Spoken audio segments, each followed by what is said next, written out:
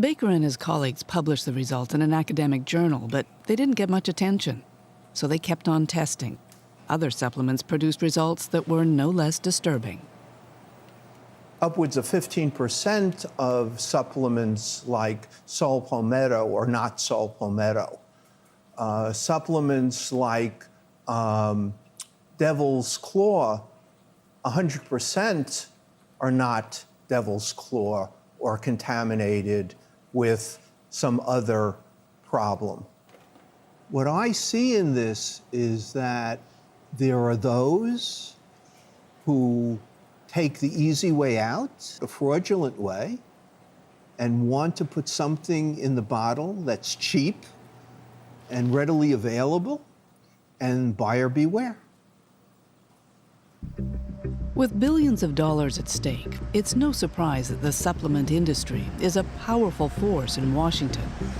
There are 4 separate lobby groups, the largest the Natural Products Association, headed by Daniel Fabricant. You know, a lot of products now you'll see private label. A lot of the contract manufacturers that make the private label are our members as well. It's the same Daniel Fabricant who until 2014 was in charge of regulating dietary supplements at the FDA. He defends what critics have called a disturbing revolving door. Folks who understand an industry make for very effective regulators. I think it certainly worked to the consumer's benefit, which at the end of the day, I think FDA, the industry, are in the same business, is to make sure consumers have access to safe, healthy products. Do you accept that there is a problem with adulteration, though, in the natural health food industry? There may be some supply chain issues we need to be mindful of, but again, I think that there are federal authorities that cover that ensure that products are made to certain quality parameters. It's defined by law, and if firms don't, there are clear consequences. So I think that that's the important thing, and Americans have a high degree of confidence in the products because of that. But just months after leaving the FDA, Fabricant didn't sound so confident himself. In a presentation to a trade association conference, he shared some of the results of FDA inspections. You talked about some of the findings. The companies that were doing no testing have no idea of what they're buying or selling. Companies that have no standards, inadequate records being kept, no specification set. And this is a quotation, "The extreme of this observation is more common than expected," which I read to be, this is worse than we thought. Extreme, those are the companies we took action against. Those are the companies we drove out of business. Though I'm speaking from my experience when I was a regulator, when we saw those problems, and they were extreme, we threw the book at people. And so I think that that's good news for consumers. How many companies did you throw out of business? Quite a number. I think we processed over 25 injunctions during my time at the agency. So. In an industry that has 4,000 or more manufacturers, is that significant? I got my 25, you get yours. I'm not a regulator. I don't think that's going to happen. It is significant. It's very significant. The FDA division in charge of the supplement industry is tiny, just 25 employees. They target companies they consider the most risky, but agree the problem remains much bigger than that. Because of the targeting and because of traditionally the way this industry has developed over time, we do see a higher proportion of inspections that we do with dietary supplements, a higher proportion of them that have substantial problems than in other categories that we regulate. How much does that worry you? Of course it's a concern, because ultimately this isn't about us and it isn't about the companies, it's about the consumers. To many, supplements may look like prescription drugs, but there's a big difference. Drug makers have to prove their products are safe and effective before putting them on the market. Those who make supplements don't, not unless they're introducing a new ingredient that's never been marketed before. It's an absurd system. In the future, in many years, we'll look back and we'll say, how could we have possibly done this? It took 100 years of thoughtful regulatory advances to ensure that drugs, now we're talking about prescription drugs, are both safe and effective. How could it be that the clock turned back to the world of 1920s and 1930s when you can sell something without any evidence that it's safe or effective? We are back at the turn of the century when snake oil salesmen could hawk their potions with promises that couldn't be kept. In the early 1990s, the head of the FDA was David Kessler. That is absolutely false. He'd arrived in office promising tougher regulations for supplements, in particular demanding health claims be backed by scientific evidence. The industry went bonkers. Everything exploded. I've taken on some of the hardest regulatory issues. I did tobacco. Tobacco looked easy compared to dietary supplements. What happened was the dietary supplement industry recognized that the standard that we set, significant scientific agreement, would require it, before it could make a claim, to have a scientific basis. And they just couldn't make any claim. And they saw literally billions of dollars at stake. And they unleashed a lobbying campaign that was second to none.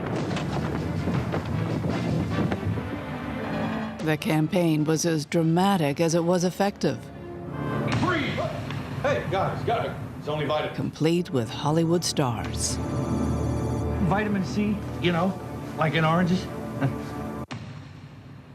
Congress received more letters regarding this than they ever received regarding the Vietnam War.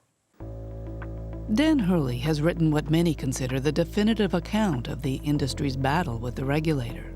We hear people claiming that FDA is While trying David to Kessler deny was trying to convince Congress, behind the scenes, another Kessler was at work. Jerry Kessler ran a large dietary supplement company.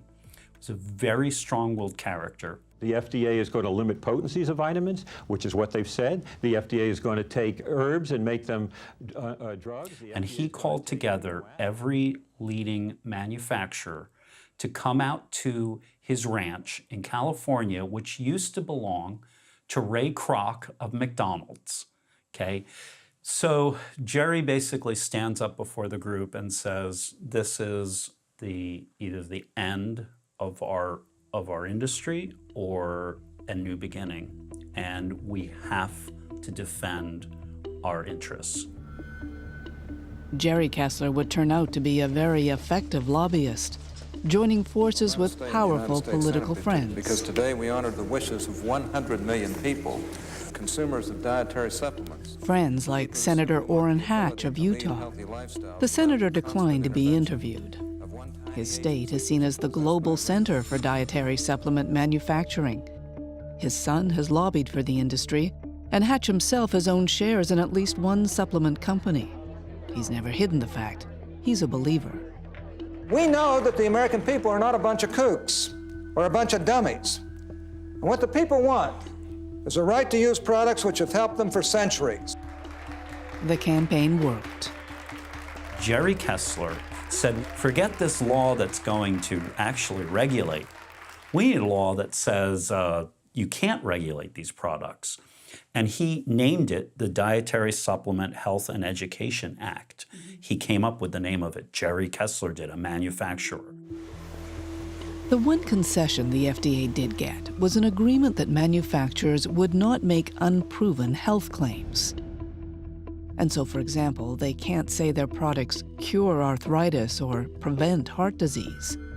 But they can say they support things like bone density, promote cardiovascular health. What Congress did is basically said, industry, you go make the claims, and if FDA has a problem with it, FDA has to prove it's false or misleading. So the horse is out of the barn. FDA then has to go seize the product, go into court, and it has the burden. 784, a bill to amend the Federal Food, Drug, and Cosmetic Act to establish standards with respect to dietary supplements. Problems with the legislation would become apparent even before it passed. The FDA was getting complaints about popular new weight loss supplements containing an ingredient called ephedra. Manufacturers fought the FDA for more than a decade.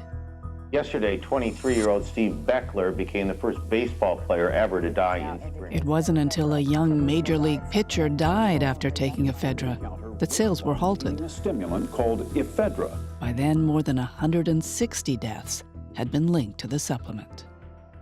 It almost takes a sacrificial lamb to die of liver injury or some other injury before the Food and Drug Administration can take any action. I am Dr. Bonkowski. Thanks for being here. Dr. Herbert Bonkowski is an investigator with the Liver Injury Network, funded by the National Institutes of Health. Let me get a listen of your lungs, and then He's concerned about the harms supplements are causing. And just lie back there first. This has been sort of the fastest growing kind of liver injury that we're observing in the drug-induced liver injury network. The frequency with which we see this has roughly tripled in the last 10 years. About 7% of all the cases that we've enrolled into this network over the years were due to these. In the last couple of years, it's been around 20%. It's incredibly hard to quantify the current problem. How much harm are supplements doing? Just yesterday, I was talking to a patient who suffered a bleeding stroke into his brain after taking just one workout supplement. And the reason why we don't know is that there is no effective system to detect harm from supplements. Take what happened in Hawaii in the summer of 2013. There was an outbreak of liver problems health officials would link to a diet and workout supplement.